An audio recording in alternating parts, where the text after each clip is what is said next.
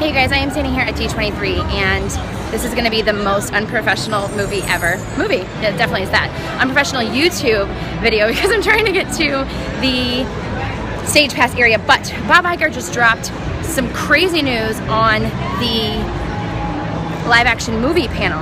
So it wasn't that the news was so surprising as much as the fact that we were waiting for 3 p.m. for the parks announcements, and instead, after discussing Star Wars films, Bob Iger announces the expansion of Star Wars in both coasts, Hollywood Studios and in Disneyland. More details are coming later today for sure, but there were pictures.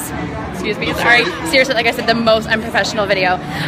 Sorry, but there are. Yes, there are pictures. We saw the cast. It is going to be 14 acres, both coasts, the largest single land expansion that has ever happened in Disney Parks history. We will see humanoids, droids, and aliens all in a place at the Outer Rim where, you know, before you go into space. I guess it's going to be like a space station, basically. So every shop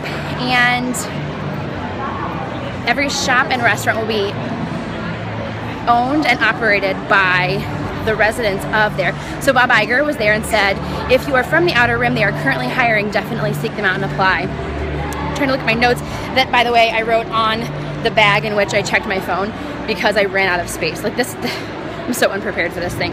But every location by local inhabitants, anyone from the Outer Rim apply. You're going to see all the beasts that you're familiar with, and there's all kinds of pictures. More details released again this afternoon, like I said. Everyone that you know from, well, not everyone, lots of familiar faces from the classic films. People from The Force Awakens. 2 signature attractions, one of which you take the controls and drive the Millennium Falcon. That's just amazing. I'm sorry, I'm not even looking at you guys because I'm like running through this expo. You can see how crazy it is. It's Saturday, the busiest day.